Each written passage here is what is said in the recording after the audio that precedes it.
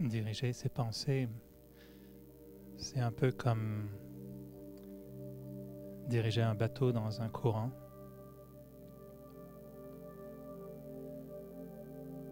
Être capable d'apprécier le courant d'une rivière, mais sans nécessairement se perdre dans la rivière.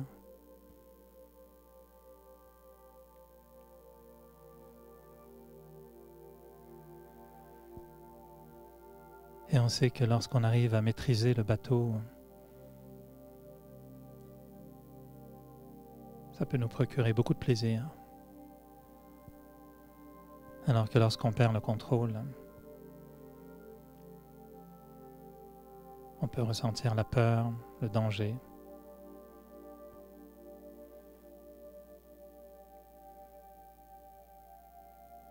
Et dans le courant de la vie de tous les jours,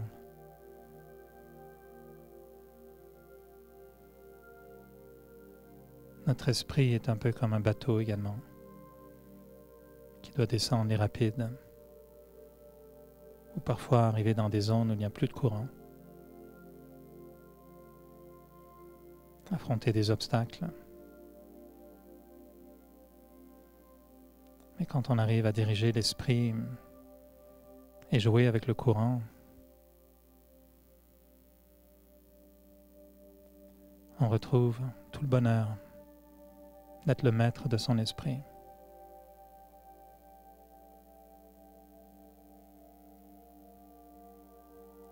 Être capable de produire des pensées de paix quand j'en ai besoin. Être capable d'explorer le silence avec mon esprit quand j'en ai besoin.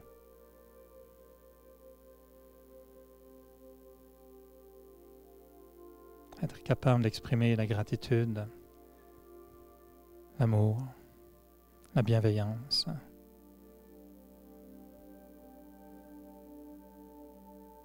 Même si les situations me poussent à être autrement, à penser autrement.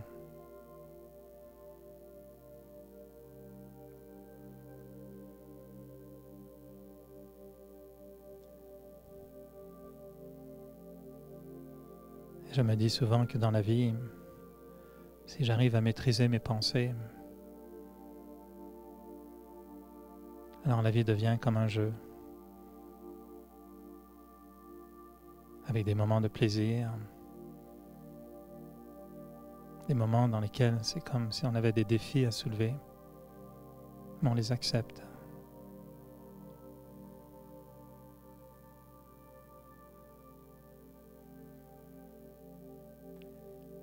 En descendant des rapides, on ne peut pas se plaindre du fait qu'il y ait des rochers ou du courant, on l'accepte. Ça fait partie des rapides, ça fait partie du jeu. Et chaque jour, je dois descendre les rapides de la vie et jouer avec mes pensées.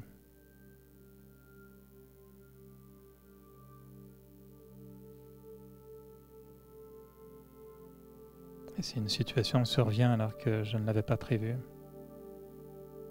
je l'accepte.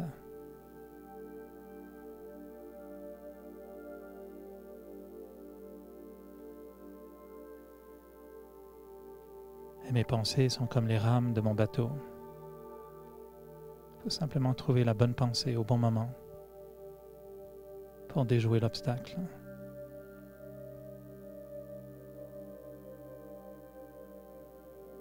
Et la beauté du jeu, c'est qu'il y a toujours une pensée pour me permettre de surmonter l'obstacle.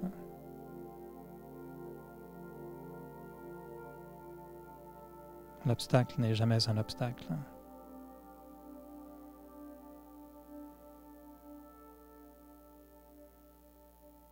Les situations ne sont jamais des problèmes. Je dois simplement trouver la pensée qui me permet de surmonter ces situations. Et quand j'y arrive, je ressens un grand bonheur.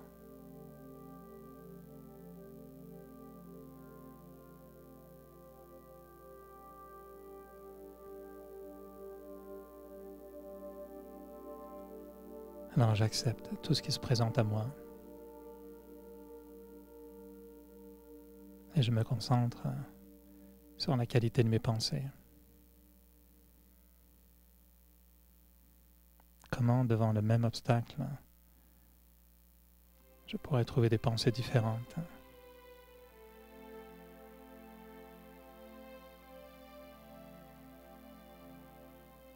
Et plus j'explore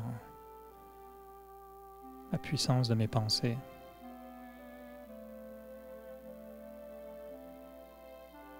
plus je reconnais la grandeur de mes pensées, et plus je sens que j'ai en moi un trésor inestimable.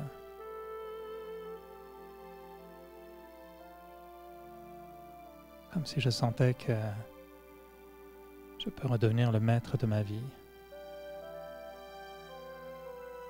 Et que peu importe ce qui se passe, peu importe ce que disent les autres,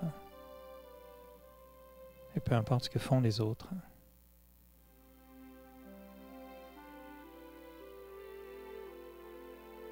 je joue avec les rames de mon pensée. Je reste dans le bateau de mon esprit. Et je traverse toutes les situations.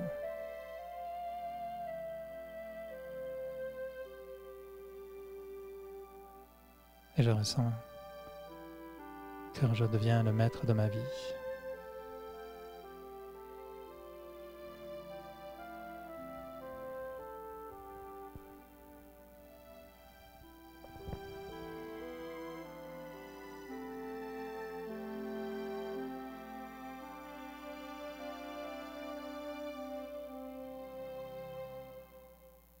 Bonsoir, bienvenue. Content de vous retrouver. Alors, comme d'habitude, avant le sermon du haut de la montagne, vous aurez le droit à des petites annonces du bas de la montagne, au creux de la rivière. Juste au cas où vous n'avez pas vu, notre dépliant complet n'est pas encore sorti, mais il ne devrait pas tarder. Par contre, il y a plusieurs cours qui s'ajoutent, il y a beaucoup de demandes. Je pense que la rentrée scolaire, ça s'ajoute à une rentrée spirituelle. Alors, je pense que c'est le temps des résolutions et plein de gens veulent repartir l'année aussi comme il faut après les vacances et tous les abus incroyables des vacances. Soleil, aller sur les plages, rien faire, c'est épouvantable. Il faut vite se remettre quand même. Alors, il y a un cours de méditation qui commence lundi le 11 septembre, un cours de méditation en français et en même temps, il y a aussi le 11 septembre une conférence en espagnol. Donc, si vous parlez espagnol ou vous voulez inviter des amis hispanophones, c'est une belle façon de découvrir l'émergence. Et des cours en anglais qui commencent, des cours de méditation qui commencent ce vendredi-ci, le 8. Donc, cours de méditation lundi, conférence espagnole et cours en anglais à compter de vendredi. Et on a un nouveau cours de Raja Yoga en français. C'est une nouvelle approche, une formule qui n'a pas été essayée jusqu'à maintenant. Dominique présente ce cours. Il a commencé déjà hier soir. Mais si vous voulez vous joindre à ce cours de Raja Yoga méditation, vous pouvez en aviser la réception et vous pouvez vous joindre au cours encore la semaine prochaine. Après, ce sera un peu trop tard. Et c'est un cours qui mélange en fait ce qu'on avait traditionnellement comme un cours d'introduction à la méditation et un cours d'introduction à la philosophie du Raja Yoga. Donc c'est un combiné des deux qui est axé beaucoup sur l'expérience aussi. Donc c'est moins de théorie, un peu plus de pratique. Alors c'est expérimental et donc vous pouvez vous joindre à cela à compter de mardi prochain. Alors, comme chaque semaine, d'abord, bienvenue tout spécial à chacun, chacune. C'est toujours agréable de se réunir et de profiter des vibrations de chacun pour partager certaines idées et aussi toujours souhaiter la bienvenue à ceux qui sont en ligne, ceux qui écoutent en rediffusion, ceux qui réécoutent pour la 4e fois parce qu'ils ne comprennent vraiment pas ce que je raconte puis qui se demandent vraiment qu'est-ce qu'il dit. Si c'est le cas, bien, bon courage. Et essayez une 5e fois. Là, normalement, c'est clair. La 5e fois, c'est très, très clair. Le thème est intéressant puisque c'est une question d'être vrai. Et je ne sais pas si c'est une grande préoccupation pour vous d'être vrai.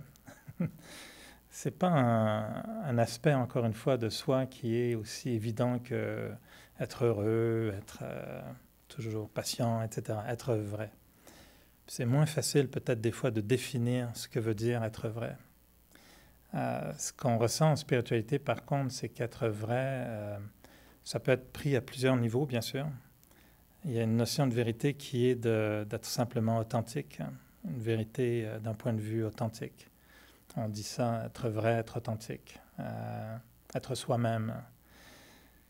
Mais après, les gens, on ne sait plus trop où est-ce qu'on est soi-même et où est-ce qu'on est soi-même influencé par l'extérieur. Parce qu'en supposant qu'une situation survienne, qui soit très négative, puis que ça vous fait réagir négativement, puis vous dites « Ah, ben, je suis moi-même, écoute, qu'est-ce que tu veux, j'ai été moi-même. » Mais en fait, vous n'étiez plus vous-même. Parce que c'est la situation extérieure qui a fait en sorte que, tout à coup, on était paisible, on était sympa, on était de bonne humeur. Hop, non, on n'est plus sympa, on n'est plus de bonne humeur, on n'est plus paisible. Mais on dit « je suis comme ça. Donc, je suis authentique, je suis vrai. » Et ce qu'on va voir, c'est ce qui endommage le fait d'être vrai, c'est d'avoir des défauts. Et ce sont nos défauts qui vont faire qu'on perd cette capacité d'être vrai. Ça paraît bizarre, hein, avoir des... Tout le monde a des défauts, non? Vous avez tous des défauts? Donc personne n'est vrai, alors, c'est ça? On a tous des faux. C'est des faux ou des vrais? Et la raison pour laquelle on appelle ça des défauts, on ne les a pas appelés des vrais, justement. On ne dit pas « j'ai un des vrais », on dit « j'ai un défaut ».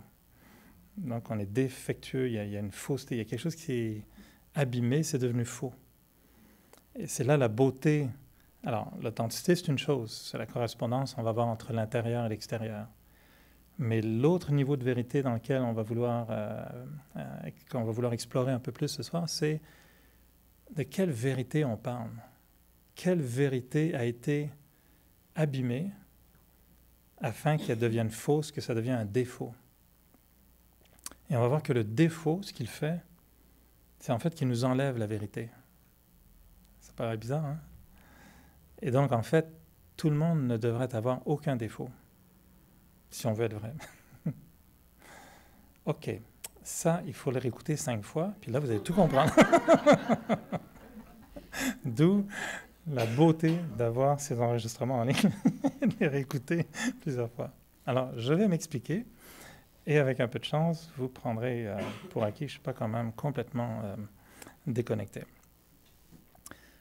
Je fais toujours un peu de la même façon. Ce que j'aime faire, c'est un peu comme un cours de cuisine. Dans les émissions de cuisine, là, ils disent, bon, vous avez besoin d'un bol de ceci, un bol de ça, un bol de ça. Puis là, on y va. Alors, les mercredis soirs, c'est un peu comme ça. Donc là, j'ai mis la table. Okay? Là, je vais vous donner un peu les ingrédients dont on a besoin. Un ingrédient dont on a besoin, c'est cette formule qui dit que la vérité donne la liberté. Être vrai, c'est être libre. Alors que souvent, on a peur d'être vrai. Parce qu'il y a des choses qu'on ne veut pas révéler. Donc, on va développer une capacité surhumaine à camoufler certaines vérités qu'on ne veut pas dévoiler. Et ça, c'est déjà de la fabrication du faux de façon professionnelle. On est très, très, très doué là-dedans. Et je vais m'expliquer plus tard. On fait ça dès notre très jeune âge. Nos secrets, nos aspects cachés de notre personnalité. Évidemment, nos défauts qu'on va cacher, bien sûr. Et donc, on développe une apparence qui, sans doute, parfois, s'éloigne de plus en plus de la réalité intérieure. Et donc, on va dire qu'en fait, la vérité est libératrice. Parce que quand on est vrai, on n'a plus à défendre quoi que ce soit. On n'a plus à protéger quelque chose qui est faux. On dit, par exemple, de dire un mensonge va probablement nous forcer à en dire 10 autres. C'est malheureux, mais le mensonge, il est compliqué. Parce qu'après, il faut que tu te souviennes 2 ans plus tard. Ah ouais, j'avais dit que je n'étais pas là. Hein. J'avais dit que j'étais en Espagne. Non, je n'étais pas en Espagne. Donc, OK. C'est compliqué, là. Ah oui. C'était bien l'Espagne, oui. Ouais, c'était bien en Espagne. Ah oui, j'ai des beaux spectacles, c'était super. J'étais en Espagne, moi, je me souviens plus de ça. Ceux qui mentent, c'est compliqué. Il faut se souvenir de quel mensonge a été dit à quelle personne, à quelle période, puis ça couvre quelle période, puis il faut que le mensonge ait l'air vrai, donc il faut 10 mensonges pour qu'un mensonge ait l'air vrai. C'est très compliqué. Quand il n'y a pas de mensonge, c'est très simple. C'est vrai, c'est juste pas inventer quoi que ce soit. Donc la vérité libère. Puis le deuxième bol que je vais utiliser pour la cuisine de ce soir, c'est un, la vérité libère. Deux, la vérité est pouvoir. C'est de la puissance. Et là, il faut penser à la notion peut-être de valeur. C'est que la vérité a de la valeur. Pensez à un vrai diamant versus un faux diamant. Le faux diamant peut paraître même plus joli que le vrai diamant. Mais il n'y a aucune valeur. Alors que le vrai diamant, il y a une valeur. Et non seulement il y a une valeur, mais en fait, cette valeur a un pouvoir. Quand on dit à quelqu'un, cette bague m'a été offerte par ma mère juste avant qu'elle meure, écoute, elle était agonisante, puis le dernier geste qu'elle a fait, c'est me donner la bague. Écoute, tout le monde pleure, puis c'est comme, my God, quelle histoire incroyable. Bon, à condition que ce soit vrai, bien sûr. Si l'histoire est vraie, et que c'est une bague authentique avec un diamant, etc. Il y a une puissance qui vient avec le vrai, la valeur que possède. Ça peut être une image qui n'a aucune valeur financière, économique, mais qui a une valeur sentimentale. Elle est vraie. Cette vérité qui accompagne un fait, un objet, une idée, un individu, va finir par avoir une valeur. Et cette valeur a un pouvoir. Donc, cette vérité qu'on cherche, ce n'est pas une vérité de fait, ce n'est pas mensonge, vérité. Ce n'est pas à ce niveau-là. C'est plus dans cette dimension de est-ce qu'il y a de l'authenticité et est-ce qu'il y a une correspondance avec une valeur intérieure qui est intrinsèque à l'âme et qui existe et que j'honore et que je respecte. Et la différence, c'est que l'authenticité, c'est juste une correspondance entre ce que je ressens intérieurement et ce que je fais extérieurement. La vérité attachée à cette origine de l'être, cette valeur de l'être, c'est celle qui est attachée à la notion de valeur et de défaut. Mes défauts, en fait, sont défauts, ce sont des expressions de moi-même qui viennent briser ma vérité intérieure. Et pour cuisiner ça, ce que je vais faire, je vais casser tout ça, puis on va mélanger tout ça. Et le mélange dit comme suit. La théorie ou la philosophie Raja Yoga, c'est de dire qu'à l'origine, l'âme, l'être est bon. Et un peu, et là je vous ai promis un sermon du haut de la montagne, ça ressemble à ça, c'est que quand il dit Dieu a créé l'homme à son image, on pourrait sortir des grandes phrases comme ça, mais ce que disaient les religions, c'est qu'en chacun de nous, il y a cette source qui est pure, qui est belle, qui est bonne. En chacun de nous brille l'ADN originel. Est-ce que vous croyez en ça? Et c'est une belle image. Moi, j'ai souvent raconté ce qui m'est arrivé, ma naissance spirituelle, mon démarrage spirituel. C'est fait quand j'ai vu une baleine et que j'ai vraiment été absorbé par l'œil de la baleine. Et en regardant la baleine, à une époque où j'avais tendance à croire que tout était faux, tout était mauvais, que le monde était en train de s'autodétruire, que l'homme était horrible, qu'on détruisait nos forêts, que les sociétés ne savaient pas d'allure, l'éducation ne savait pas d'allure. Tout me paraissait comme, mon Dieu, qu'est-ce que l'homme est fou en train de démolir la planète. J'étais dans les jeunes années d'adolescent, enfin de jeune adulte, qui veut changer le monde, puis qui trouve que tout est complètement fou. Et en voyant l'œil de la baleine, c'est comme si une voix m'était apparue en me disant, t'inquiète pas, l'ADN de la perfection que tu recherches tellement, là, t'inquiète pas, cet ADN ne disparaîtra jamais. Et il est préservé secrètement là-dedans. Dans la baleine, là, il est là. Cet ADN est préservé, il ne mourra jamais. Aujourd'hui, ça a l'air complètement fou. Un jour, tout ça sera un peu nettoyé, puis l'ADN va repartir. Puis l'origine sera toujours là. Il y a un film que je vous suggère, vous allez trouver mes références absolument vieillottes, mais j'assume. C'est un vieux film qui doit dater d'il y a peu près au moins 30 ans, je pense. Ça s'appelle Cristal magique, ou en anglais The Dark Crystal. Et je sais que c'est même disponible sur YouTube, je pense. Je l'ai téléchargé moi-même. Et c'est intéressant parce que c'est un film, en fait, de marionnettes, vraiment bien fait.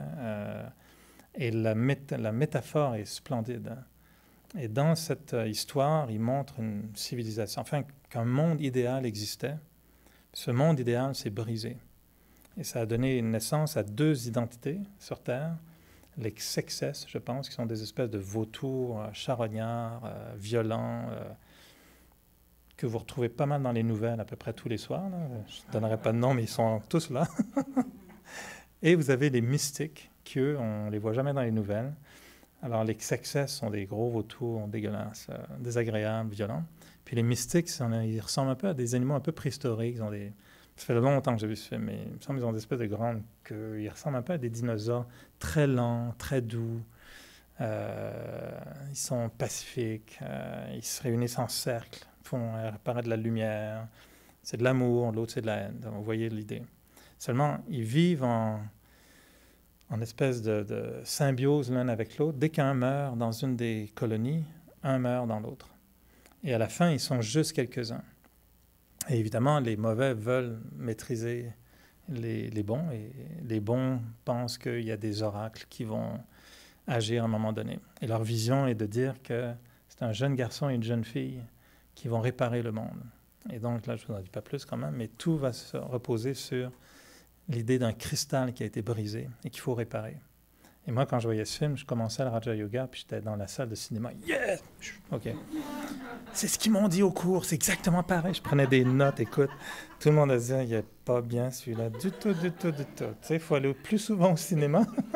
C'est pas l'école, tu n'as pas besoin de prendre de notes. Puis moi, je prenais des notes, j'avais mon cahier de Raja Yoga, puis je prenais des notes de citations dans le film en disant, c'est exactement ce qu'on m'a dit au Raja Yoga tout à l'heure, c'est la même chose, la même histoire. J'étais super excité avec ça parce que je me disais, ben oui, le cristal, c'est l'âme, on l'a brisé, il faut la réparer. C'est génial. Puis c'est le bien et le mal, c'est exactement ça. C'est les défauts, les vrais. En tout cas, j'étais sorti du film vraiment, comme si j'avais la révélation du haut de la montagne. Et je trouvais ça vraiment, c'est un beau film, c'est une belle métaphore. Et donc l'idée, c'est que la dimension du vrai qu'on aimerait aborder au niveau spirituel, c'est pas dire la vérité. C'est être conforme à la vérité originelle que parfois on ne connaît même pas. Vous voyez la différence? Être authentique, c'est être conforme à une vérité qu'on connaît, c'est-à-dire ce que je ressens. Puis je dis, bon, je suis authentique. Mais l'autre, celle qui est axée sur les valeurs, c'est d'être conforme à cet ADN originel de l'âme, qui est mon origine, ma source. Et nous, on dit, l'âme vient du bon. L'âme vient du magnifique, de l'incroyable. C'est ça qu'on a perdu. Au point qu'on l'a tellement perdu que si on nous dit, pensez-vous qu'il serait possible de redevenir un diamant parfait, pur? Je dis, oh, pas sûr. Personne n'est parfait. Hein? C'est normal d'être imparfait. Mais non, t'as tout faux. C'est comme si on dit...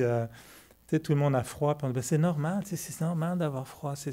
Non, c'est parce que le chauffage est en panne qu'on a froid. C'est pas plus compliqué que ça. On ne devrait pas avoir froid. Et là, on est dans un monde où tout le monde se trouve impur, imparfait, mais on dit c'est tout à fait normal. Tout le monde est comme ça. Puis on dit non, c'est pas normal. On a brisé un axe intérieur, et c'est pour ça qu'on ressent ces défauts. Mais si on répare cet axe intérieur, on va se rendre compte que c'est que du vrai qui sort. Mais cette vérité, elle est dure à créer. Tu sais, se forcer à être patient, c'est très difficile. Mais quand on est super heureux, on est super patient. Ça fait aucun problème. Quand tu es amoureux, tu es très patient. Quand tu es jaloux, tu n'es pas patient du tout. Est-ce que je me trompe? Les amoureux. c'est ça la règle. Quand tout va bien, quelqu'un te rentre dedans la rue, ah, pas de problème, ok, cool. Quand tu es sur les nerfs et que ça ne va pas, puis que tu viens d'avoir un gros argument avec quelqu'un, la personne te touche à peine, puis tu l'assassines pratiquement en disant, regardons où tu marches. Ok, on se calme. C'est pas comme ça que ça marche? C'est quoi le vrai, c'est quoi le faux? Alors, parce qu'on s'énerve, on dit, ben, je suis authentique, je suis vrai. Non, t'es pas normal. Quelqu'un qui peut avoir une colère va dire, ben, écoute, qu'est-ce que tu veux, je suis comme ça, je suis comme ça. Non, t'es pas normal. Quelqu'un qui a le rhume, on va dire, ben, c'est normal, j'ai le rhume. Oui, mais quand tu as le rhume, t'es plus normal. T'es malade, tu sais, t'es pas normal. La norme, t'es pas malade. Si tu as le rhume pendant 30 ans de suite, ça, c'est vraiment pas normal.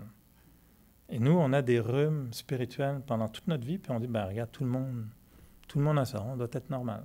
Non. C'est qu'on est dans une époque aujourd'hui où les valeurs baissent de plus en plus. Si on pense comment on agit aujourd'hui par rapport à comment on agissait il y a 200 ans, des grandes différences. Je ne dis pas que c'était mieux, tout évidemment, ce qui se faisait il y a 200 ans, c'est sûr. Mais il y avait des valeurs qui ont existé dans le passé qu'on a perdues, qui n'existent plus aujourd'hui. Et ça, ben, on le déplore d'une génération à l'autre, hein, c'est ce qu'on fait. Alors, être vrai signifiera évidemment être libre et être puissant. Mais pour atteindre cette puissance et cette liberté, il faut se demander être vrai par rapport à quoi. Ça va être quoi la comparaison? Je suis vrai par rapport à quoi? Alors, encore une fois, la vérité purement factuelle, es-tu rentré à 8 heures ou à 9 heures hier? Ok, c'est une vérité, tu compares, il y a une vérité absolue qui existe. La réalité, je suis rentré à telle heure. Ok, ça c'est une réalité. Mais est-ce que je suis vraiment un être impatient? Ou est-ce que en fait je suis souvent impatient parce que je ne suis pas vrai? Parce que je ne suis pas en contact avec ma nature intérieure qui en fait, elle, est une source de patience, est une source de bonté, est une source d'acceptation. Et le fait de ne plus être en contact avec cette source fait que je deviens dysfonctionnel. Et donc, la démarche spirituelle, pour redevenir vrai, c'est d'accepter que tous mes défauts sont faux. Vous voyez la différence? Alors que souvent, la psychologie actuelle veut nous faire croire que tous nos défauts sont vrais. Et on va nous dire, il faut que tu acceptes ta colère. Il faut que tu embrasses ta colère, que tu t'acceptes avec ça. Et là, on dit la guérison veut dire, je suis en colère, donc c'est correct, il faut que j'accepte, il faut que j'accepte ma colère. C'est normal d'être en colère, c'est correct. J'arrête de me faire mal parce que je suis en colère. Ok, c'est moins mauvais que d'être en colère, de souffrir de la colère, et d'en plus de se taper sur la tête parce qu'on s'en veut du fait d'être en colère. Ok, fine. C'est mieux d'être une fois faux que 2 fois faux. Mais ça reste que c'est faux pareil. Et la vérité par rapport à la colère, ce serait de se dire, « Hey, je suis malade, j'ai attrapé le virus de la colère, flûte. Je fais quoi avec ça? Il faut que je me soigne. » Ouais, le médecin, exactement. Allons à l'emergency. L'émergence, tous les Anglais pensent que c'est un hôpital ici parce qu'ils voient l'émergence, ils pensent à emergency. Surtout quand ils nous voient arriver en blanc, ben alors là, ça y est, c'est clair que c'est un hôpital. Mais c'est bien, hein, quand ils viennent, on leur dit, vous pouvez vous faire soigner, pas de problème. On a plein d'infirmières d'ailleurs ici. Mais c'est ça l'idée de dire, j'ai de la colère, je suis malade, il faut que je me soigne. C'est pas normal. Je peux l'enlever, cette colère. Quelqu'un m'a dit quelque chose, ça m'a vraiment énervé. J'y pense sans arrêt. J'ai une méchanceté dans ma tête envers la personne. La personne, ce qu'elle m'a dit, c'est rien. Le pollen, quand il se promène dans l'air, il n'est pas mauvais, le pollen, qu'est-ce que tu veux, c'est du pollen. Mais si moi je suis allergique, c'est moi qui réagis. Le pollen, il n'y a rien fait, il y a juste un pollen qui passe. Quelqu'un vous a dit quelque chose, peut-être sans même vouloir vous faire du mal. Elle a juste dit ce qui lui passait par la tête, ou elle a dit ce qu'elle disait en réaction. Elle éternue, ben elle éternue. Puis vous dites, moi je ne supporte pas l'éternuement. Ah ben elle a fait ce qu'elle avait à faire. Donc quelqu'un dit quelque chose pour des bonnes raisons. Quelqu'un vous dit, tu m'as vraiment blessé hier en me disant ça. Peut-être que vous ne vouliez pas la blesser, mais si elle vous dit, tu m'as blessé hier en me disant ça, elle a le droit de dire ça. Si c'est ça son expérience, ben c'est ça. Mais que moi je réponde en disant, ben voyons donc, t'es donc bien stupide, je ne voulais pas te blesser, t'as rien compris. Puis c'est... Non, là je suis en réaction. Et après, je vais rentrer à la maison, je vais dire, comment elle ose me dire que je l'ai blessée? Pour qui elle me prend? Je ne l'ai pas blessé, je n'étais pas en colère, là je le suis. Et là, c'est parti. Tout ça, c'est de la maladie. Honnêtement, d'un point de vue spirituel, nous on dit, ça, on est malade. Mais c'est correct, c'est normal. C'est l'hiver. Remarquez, spirituellement parlant, on est pas mal dans un hiver global. Et donc, on se dit, être vrai, c'est se soigner et c'est revenir à ma nature originelle, qui est la paix. Ça, c'est être en santé, c'est je reste paisible. Quelqu'un me dit une énormité, puis je trouve la pensée, comme je disais tout à l'heure, dans le courant de la vie. Il faut trouver la pensée. Une qu'on suggère souvent, c'est de dire, quelqu'un nous dit une énormité, tu dis, très intéressant, c'est intéressant ça. Ah ouais. Ah, je n'avais pas vu ça venir. Ah ouais, ça c'est pas mal. Okay. Je pensais qu'on allait me poignarder ici, tu m'as eu là. Ah, ça c'est pas mal. Ouais. Ça c'est un bon coup. Ouais, ça c'est pas mal, c'est bien vu. Ouais, je ne l'avais pas vu venir. Qu'est-ce que je fais avec ça? Et si ma volonté est d'être vrai, ça veut dire d'être en accord avec mes valeurs profondes. Et si je vise à être un être avec des plus grandes valeurs, ben moi, mon objectif, c'est, j'espère que quelqu'un va me provoquer, enfin, masochiquement parlant d'un point de vue spirituel, quelqu'un qui me provoque, à la limite, je vais dire, ah, c'est bon, ok, là, j'ai l'occasion de montrer si je suis capable de rester en accord avec mes valeurs. Est-ce que lorsque quelqu'un vous critique, vous arrivez quand même à avoir des bons souhaits pour cette personne? Si oui, bravo, ça veut dire qu'on est vrai d'un point de vue spirituel. Si moindrement la personne nous critique, puis qu'on le prend moins bien, puis que parce qu'elle m'a critiqué, non, je t'accepte pareil, j'accepte, je suis correct, c'est correct, je prends ton opinion, je t'accepte, puis 2 heures plus tard, ben voyons donc, pour qui elle se prend, puis si tu regardais la tête, elle, là, un petit peu, hein, tu sais, elle peut bien parler de ma coupe de cheveux, t'as vu, hein? Si on est là-dedans, on peut dire, je suis authentique, je suis moi-même, écoute, qu'est-ce que tu veux, je suis comme ça. Moi, quand on me critique, je réponds. OK, t'es authentique, mais t'es faux, par contre. Il y a pire que critiquer. Oui. OK. Peut-être que je ne veux même pas savoir, Pierre. Où est-ce qu'on va aller? Frapper l'autre ou... Hein? Oui, oui, non, on rebondit, Pierre. Hein? C'est quoi, alors, pire que critiquer? Qu'est-ce qui est pire que critiquer? Oui, il y a pire, sûrement. Sortir le bat de baseball et... ouais, ça, c'est sûr. Mais dans ce sens-là, tu vois, on dit... Être vrai, d'un point de vue spirituel, est beaucoup plus profond que juste dire la vérité. C'est de vouloir raccorder un petit peu mon comportement avec ma nature profonde. Une traduction de l'authenticité pourrait être la suivante. Mes pensées, mes paroles et mes actions sont identiques. C'est ce qu'on appelle l'authenticité. Mes pensées, mes paroles, mes actions sont authentiques. Une définition de la vérité d'un point de vue des valeurs, c'est qu'en fait, mes croyances et mon caractère sont synchronisés. Je synchronise, mon caractère est à l'image de mes croyances. Vous voyez la différence? C'est beaucoup plus profond. Parce que ce qu'on croit foncièrement, c'est qu'on est des êtres bons. Mais notre caractère, il est comment, lui? Et la volonté d'être vrai d'un point de vue spirituel, c'est d'être libéré de ses défauts, sachant que il est possible d'être bon, même devant l'adversité, même devant la haine, même devant la violence, même devant l'injustice, même devant la colère des autres.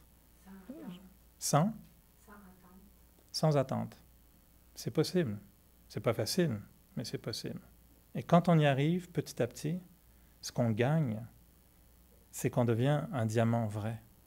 On devient un véritable diamant. L'âme, à ce moment-là, n'est plus comme un faux diamant, c'est-à-dire fort dans les apparences, faible dans la valeur.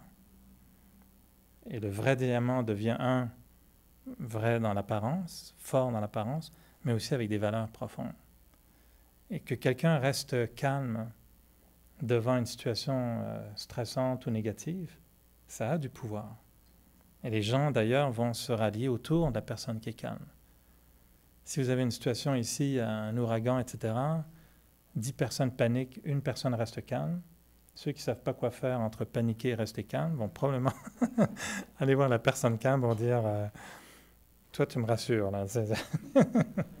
il y a une force qui est là. Le calme, la paix, l'amour, la pureté, le bonheur, tout ça, ça nous ramène à l'origine de l'âme. On sait que l'âme vient de cette dimension-là. Et c'est là où être vrai est plus que vraiment juste jouer aux apparences. Ça devient une démarche dans laquelle on voit la vérité de soi-même, voir sa vérité. Tant qu'on n'aura pas vu sa paix intérieure en se disant « je pense que quand je suis comme ça, je suis vraiment moi-même ». Tant qu'on n'a pas vu ça, on n'aura pas la force de l'être. Je ne sais pas si vous me suivez. C'est-à-dire que quand quelqu'un dit par exemple « ah, je me suis impatienté », il se passe quelque chose, puis « ça m'énerve, je suis impatient ». OK. Il faudrait qu'on ait la capacité à ce moment-là de s'arrêter, de se remémorer un moment où on était vraiment dans la patience, puis là de se dire lequel je préfère. Quelle attitude ou quel caractère me correspond le plus. Et sincèrement, tout ce qu'on pourra se dire, je pense, c'est que la patience profonde, c'est ça qui me correspond. Puis mon impatience, en fait, c'est vraiment ma réaction à l'événement. Et je suis sorti de mes gonds, je ne suis plus moi-même. La rivière qui sort de son lit, ben, elle n'est pas normale, il y a quelque chose qui s'est produit.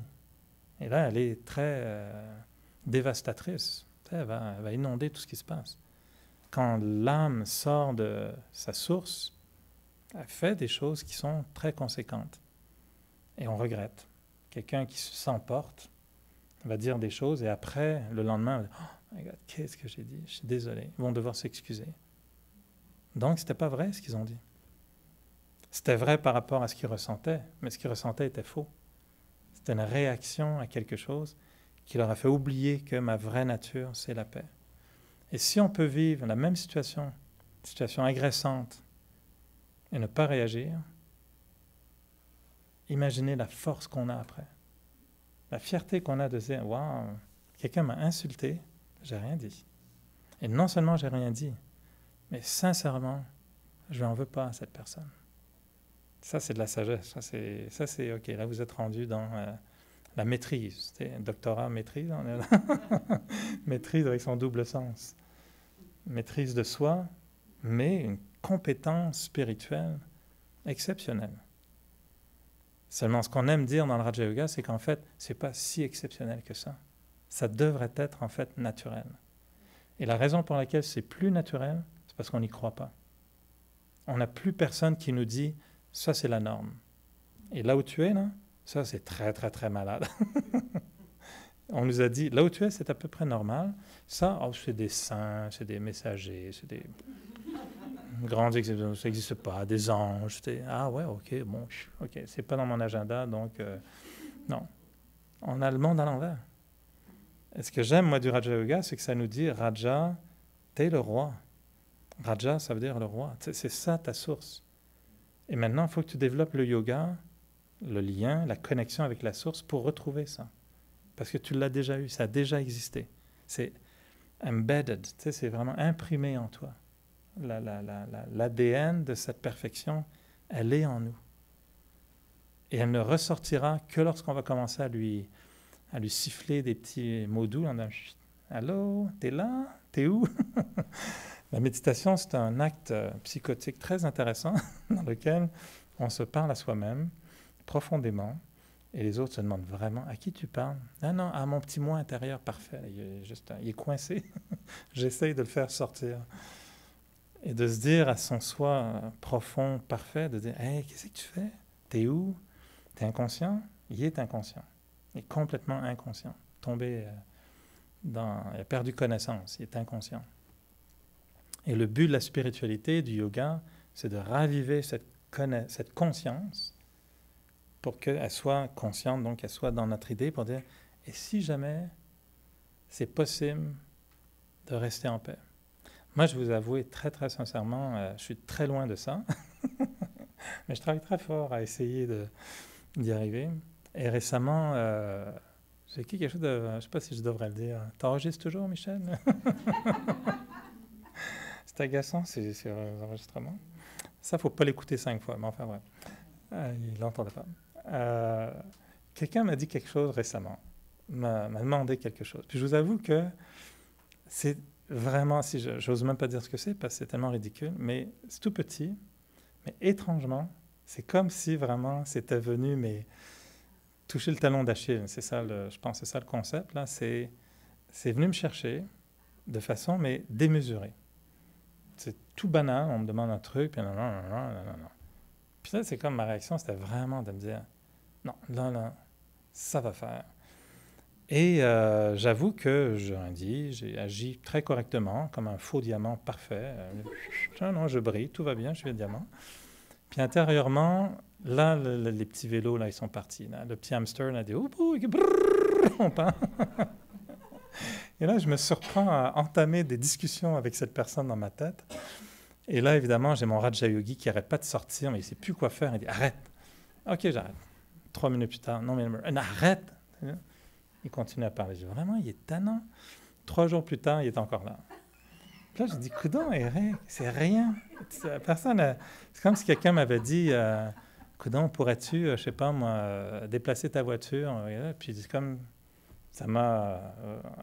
j'exagère pas, c'est un tout petit truc ridicule. Alors là, je me dis, qu'est-ce qui s'est passé? D'où ça vient? Et c'est fascinant, tu sais, c'est vraiment fascinant. Et j'avoue que je pourrais, j'exagère un peu, mais je pourrais argumenter avec la personne pour dire, franchement, là, écoute, ça suffit. Mais d'un autre côté, je me rends compte, parce que je suis dans la démarche de vouloir être vrai, de me dire, non, ça c'est le petit pollen qui est passé sous le nez, là, puis qu'est-ce que tu l'as, juste au moment où tu respirais, that's it. C'est pas, le pollen, c'est pas sa faute. C'est toi qui respirais, tu es rentré dans le nez, c'est pas de sa faute. J'essaye de penser comme ça, puis de me dire, qu'est-ce que ça vient chercher en moi? Puis je sais que c'est toujours la même chose. C'est le défaut, l'ego, la colère, l'arrogance, la volonté de tout contrôler. Enfin, je les connais, mes démons, ils sont tous au rang. Dès que je les appelle, eux, là, ouais, on est là. Ah, ok. je pensais qu'on avait divorcé. Non. Il y a une clause. Tu diras une parole et tu seras malade. Tu sais. Tu as l'autre clause, tu diras une parole et je serai guéri. L'autre, il a signé la clause, une seule parole, puis tu vas voir, je reviens à 300 km/h et tu seras très, très, très malade, comme tu étais avant. Ah, flûte, ok, ça part pas plus, on se guérit pas facilement. Et là, la démarche, pour moi, c'est intéressant parce que c'est de me dire, qui est plus fort?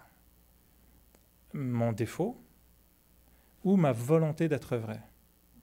Et ma volonté d'être vrai, c'est le fait que je crois profondément que même dans une situation comme ça, normalement, ce que je devrais être capable de faire, c'est d'avoir les mêmes sentiments pour cette personne, d'avoir des bons souhaits pour cette personne, puis de vraiment ressentir un amour spirituel vrai.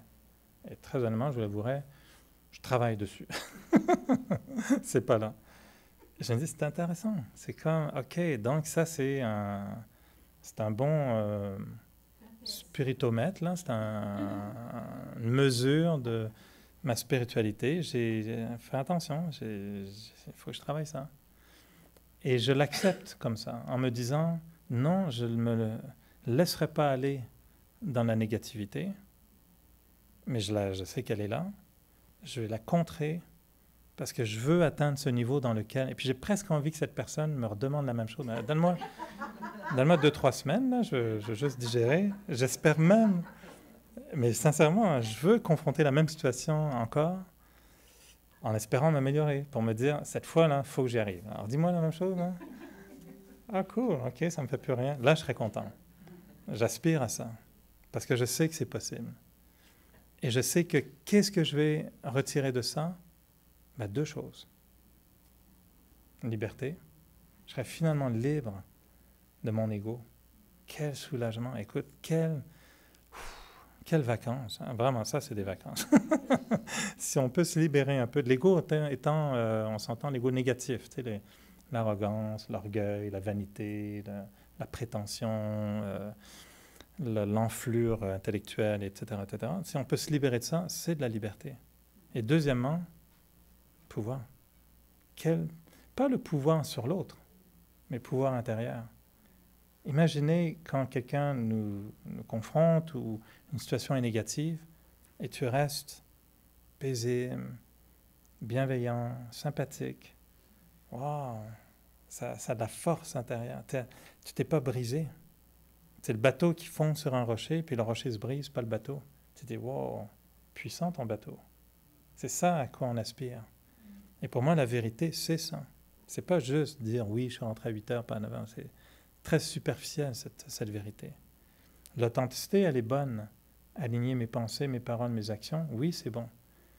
Mais vérité spirituelle, c'est être en accord entre mes croyances et mon caractère, entre mes valeurs profondes et éliminer les défauts pour faire surgir, pour laisser ces valeurs pures apparaître, être capable de les exprimer naturellement. Et on atteint un niveau, moi ce que je vois, et on ne parle pas ici de théorie, je vois des gens qui sont comme ça. On a tous nos aînés qu'on aime, qu'on a fait sur nos murs, c'est des gens qu'on a vus évoluer. Moi je me rends compte que ces femmes-là qui ont 90 ans, 100 ans maintenant, certaines avaient 60 ans, 50 ans, j'ai des femmes de 75 ans aujourd'hui que je vois évoluer, puis je me rends compte, quand je les ai connues, elles avaient 45 ans, plus jeunes que moi. Et je vois aujourd'hui ce qu'elles ont atteint, puis je me dis, waouh, ça marche, tu sais, elles l'ont ce truc. Et ce qui ressort de cette espèce de ce pouvoir et cette liberté, c'est ce qu'on décrit souvent comme l'innocence. Et l'innocence pure dans le sens où quelqu'un te dit vraiment une énormité, puis tu vois que l'autre, au lieu d'être là en mode « Ok, c'est intéressant, je travaille intérieurement, je suis bien là », au lieu de faire tout le processus, c'est comme il n'y a aucune réaction. Tu sais, la négativité ne les touche pas, puis elles répondent avec bienveillance tout de suite. « Ah, ok, ben d'accord, j'ai pensé à ça. » Ouais. Tu dis « Wow, elles n'ont même pas été affectées. » Ça, c'est quand la vérité est naturelle. Ça devient une innocence. Tu sais, c'est pas innocent dans le sens québécois du terme, niaiseux. C'est donc bien innocent, pas dans ce sens-là. Mais une innocence dans le sens non coupable. Tu sais, j'ai rien fait de mal. Innocent, je suis innocent. J'ai rien fait de mal. J'ai pas touché le mal. Le mal est venu à moi, je l'ai pas touché. Je suis innocent dans ce sens-là. Et c'est beau.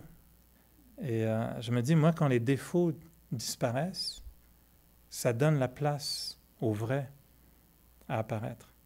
Et si j'enlève l'impatience comme un trait de personnalité, ben la patience devient mon caractère. Et les gens vont dire, toi, tu es vraiment patient, c'est incroyable. Moi, j'ai fait échouer un caméra invisible, là, de Juste pour rire. Ça n'a pas marché sur moi parce que j'étais trop patient. Et ils sont tombés sur un yogi. Et le but de la trappe Nigo, c'était justement, je sortais d'un magasin d'aliments naturels, puis j'avais mes sacs, etc. Puis là, tout à coup, tu vois même pas qu'il y a des immenses tentes avec des caméras, bien sûr, dedans, mais tu le vois même pas sur le coup. Je sors, puis il y a une dame qui est là avec le bras en espèce de bandoulière, au plâtré, je sais pas trop quoi. Puis là, en toute évidence, ben, toi, tout de suite, moi, en bon yogi, empathique, « Oh, pour vous, je peux vous aider tout de suite. » Puis là, elle monte le toit de sa voiture, puis il y a une immense boîte en bois, mais gigantesque. Puis je vois que le cordon a lâché, donc il faut rattacher le cordon sur les rails de la voiture. Puis elle me dit, puis vu que c'est bien fait, hein, Juste pour rire, c'est sans parole, donc elle me dit rien, elle me dit juste, pouvez-vous remettre le cordon comme ça?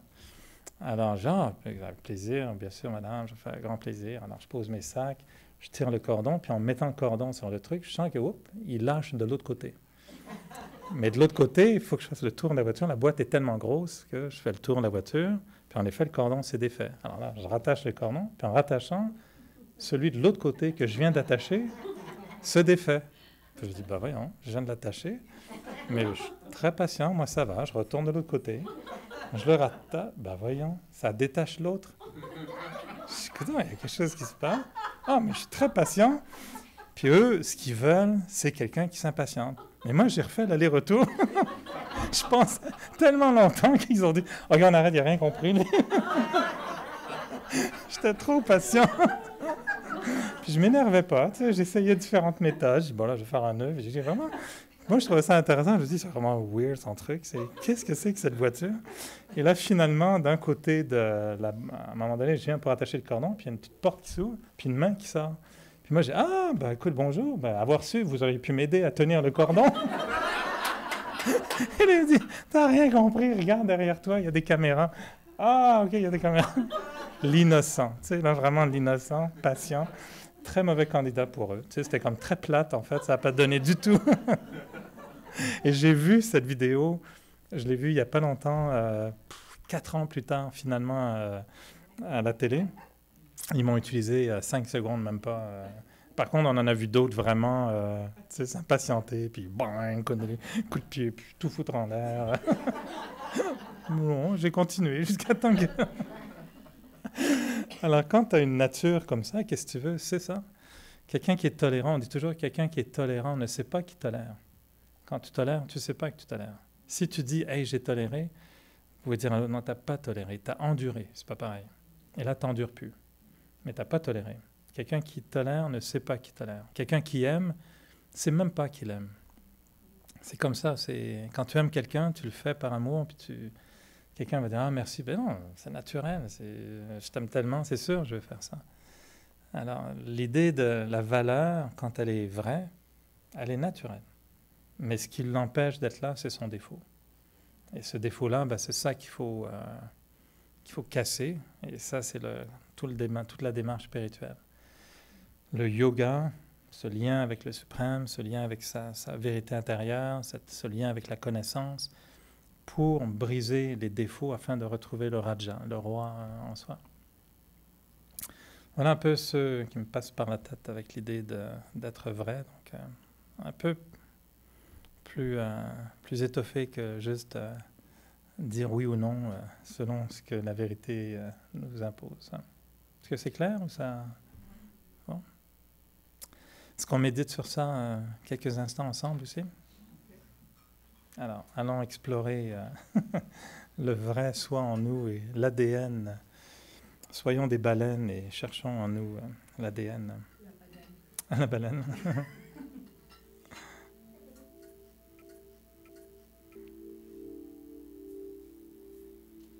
Alors, prenons le temps de bien nous asseoir confortablement, donner le signal au corps qu'on va passer quelques instants à en fait se détacher du corps. Et en prenant de bonnes respirations, prenant le temps de détendre toutes les parties du corps. C'est comme si on mettait le corps au repos et qu'on prenait le temps de se concentrer sur notre monde intérieur. On peut garder les yeux ouverts, être naturel. Juste prendre le temps de réfléchir. Prendre le temps d'être conscient de ses pensées.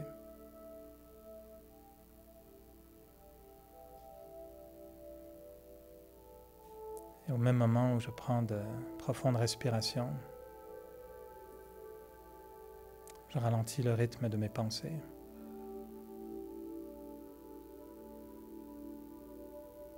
Et je me dis que je vais penser lentement.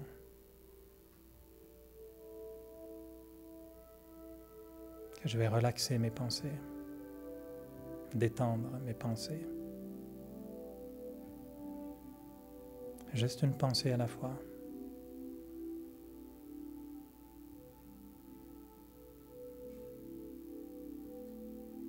Et je vais diriger mes pensées sur cette idée d'être vrai. D'être vrai avec moi-même. D'être vrai envers les autres. Mais aussi d'être vrai envers la vie.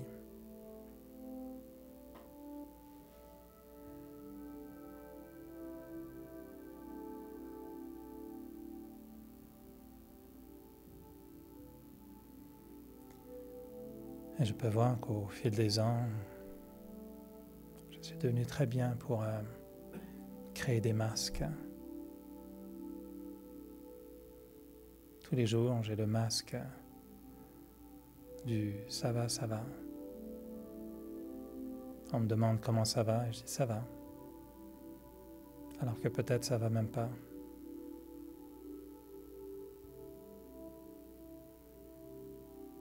J'affiche une image à l'extérieur de moi, mais qui n'est pas toujours la même que celle que je ressens intérieurement.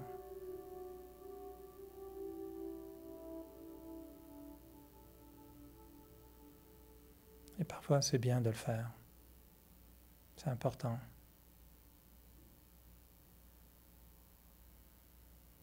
Mais combien est-ce que je sais exactement ce que je ressens intérieurement?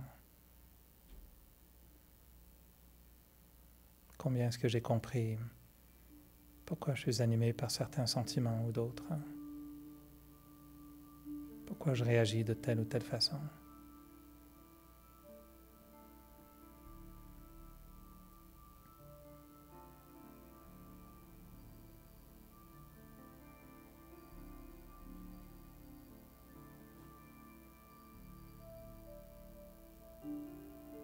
D'un côté, je vois que ma personnalité a été façonnée par ma façon de réagir.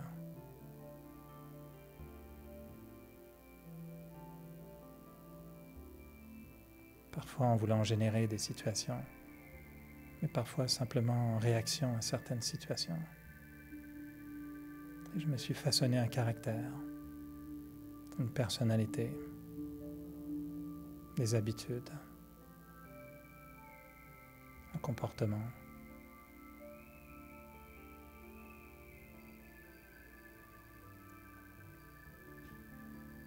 Et pourtant, je sais que si je change mes expériences intérieures, éventuellement, ça peut avoir un effet sur mon comportement.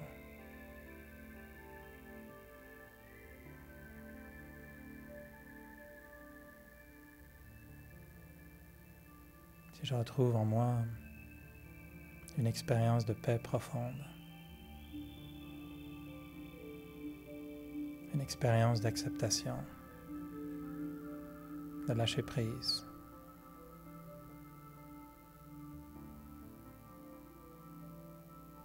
automatiquement j'agirai différemment et je réagirai différemment.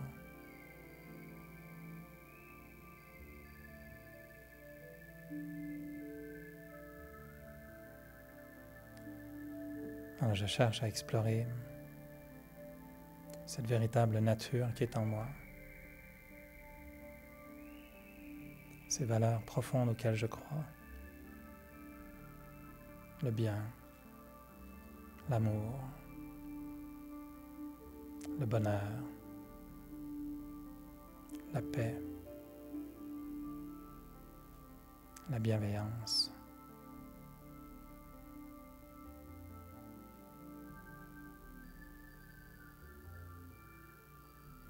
Je sais que lorsque je retrouve ces valeurs, que j'en fais l'expérience et que je les utilise dans ma vie, c'est à ce moment-là que je me sens libre. Je n'ai pas à prétendre, je n'ai pas à cacher quoi que ce soit.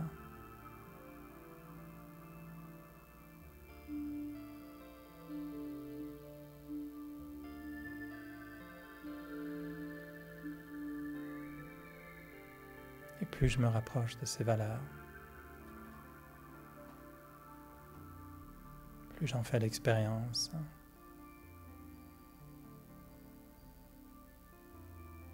plus je sens que je suis capable de m'en imprégner.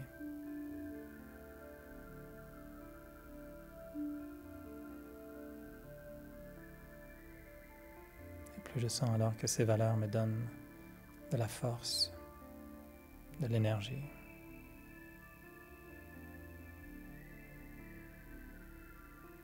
Je peux alors avoir du courage. J'arrive à tolérer.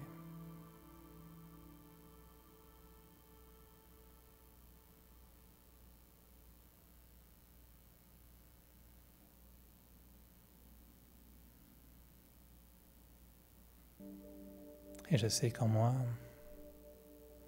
ces valeurs sont là, profondément ancrées dans mon âme. Quand je vois ces valeurs exprimées, que ce soit dans des histoires ou chez les autres, Je sais que ça me touche toujours. Je sais que je suis toujours attiré par la beauté de l'amour, la grandeur de la paix, l'éclat du bonheur.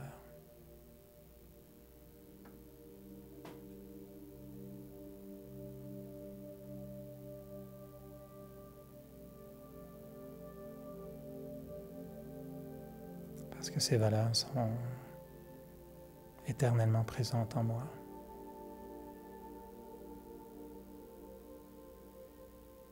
Mais je ne leur ai pas donné toute la place auquel elles ont droit.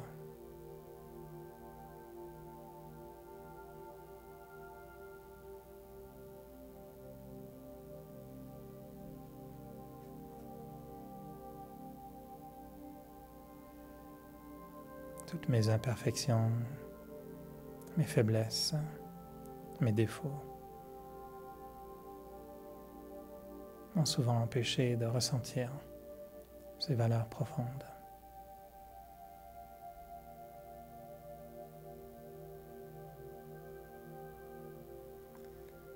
Alors j'aspire maintenant à me libérer de la colère, me libérer du jugement,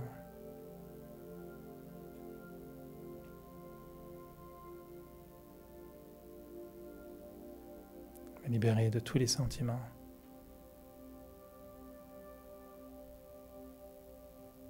qui viennent détruire toutes ces valeurs pures qui sont en moi.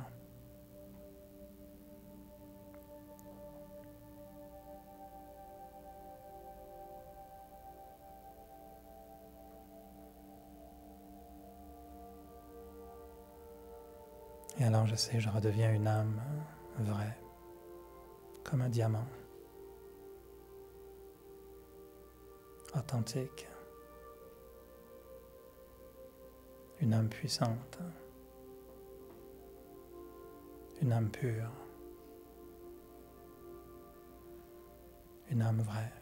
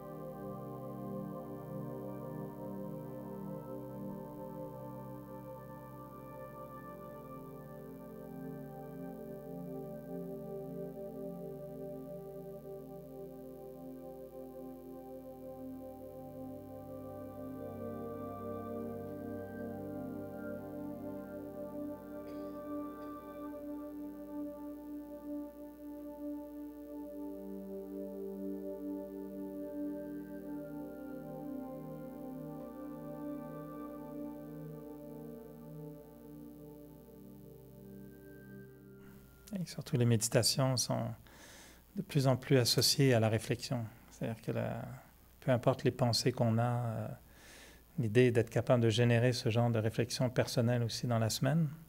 Puis après, de s'arrêter, de se dire est-ce que je pense un peu à tout ça? Alors, de penser à être vrai ou être juste paisible, ou de ne pas s'énerver. Ou juste après, de se dire il faut prendre le temps de réfléchir, de méditer là-dessus. Juste de s'affirmer, je pense. L'idée, c'est si chacun peut faire l'effort à la maison, des fois, juste de s'arrêter. Des fois, j'ai vraiment 5 minutes. Tu cuisines, tu fais quelque chose, tu t'arrêtes. Tu fais juste 5 minutes, ok, je fais rien. Je vais juste essayer de donner pendant 5 minutes à mon esprit. Je suis capable, tout va bien aller. Je suis capable, je suis tranquille, je ne vais pas m'énerver. Pas besoin de m'énerver. Surtout si quelqu'un vous a dit quelque chose ou qu'il y a eu un coup de téléphone désagréable, c'est bien de s'asseoir après et de dire, ok, Tout va bien. J'ai vu ça dans le cours de Raja Yoga. Qu'est-ce qu'il a dit déjà? Faut frapper. Non, faut pas frapper. Hein. C'est qu'est-ce qu'on fait? Accepter. Ah ouais, l'acceptation. Le rocher dans la rivière. Aïe, aïe. Oui, oui, oui. OK, faut passer à côté. On va prendre juste 5 minutes. Ça donne beaucoup, beaucoup de pouvoir. Sinon, faut juste maintenir un petit peu. Je lisais une pensée ce matin, elle disait « Le corps a besoin de nourriture, l'âme a besoin d'art. » Et moi, je dirais « Ben oui, mais l'âme a besoin aussi de spiritualité. Elle a besoin de se faire dire des choses toutes simples. On a besoin de se faire dire tous les jours « Tu es une âme paisible. » C'est ça notre mantra, c'est « Om Shanti, Om Shanti. Je suis une âme paisible. » On répète constamment « Om Shanti, Om Shanti. Je suis une âme paisible. » Et de se remémorer ça régulièrement. Je suis une bonne âme, je suis quelqu'un de bien.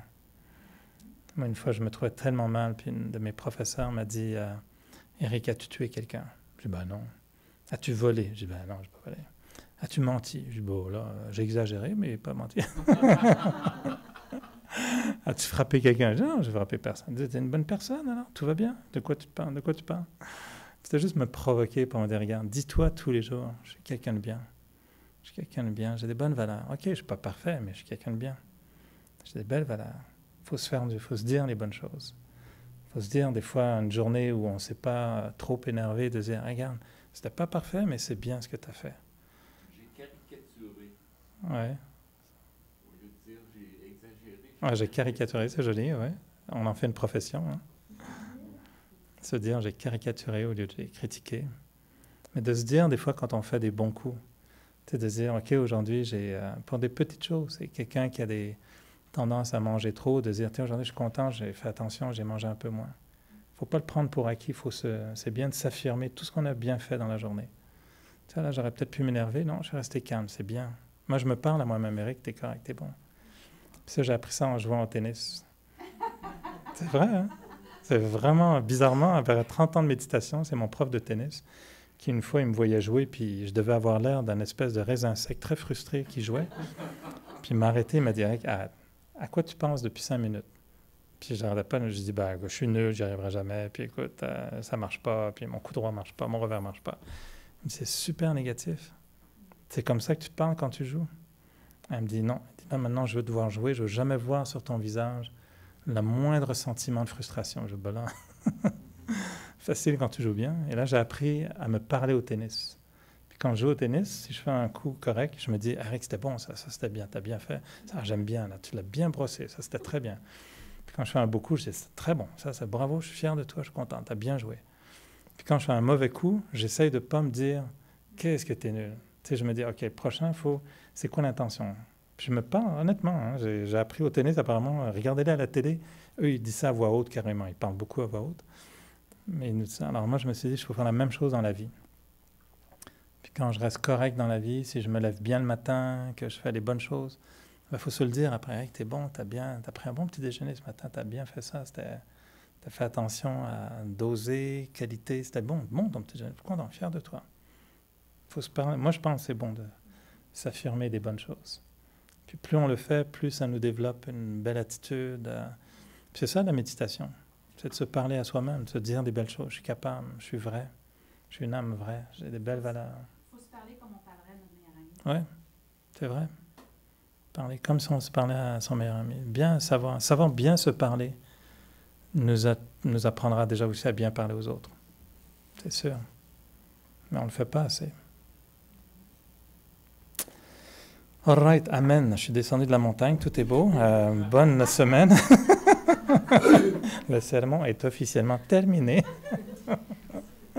Merci de votre écoute. La dernière partie, Michel, on peut enlever tout ça. C'était de l'extra, là, c'est l'extra.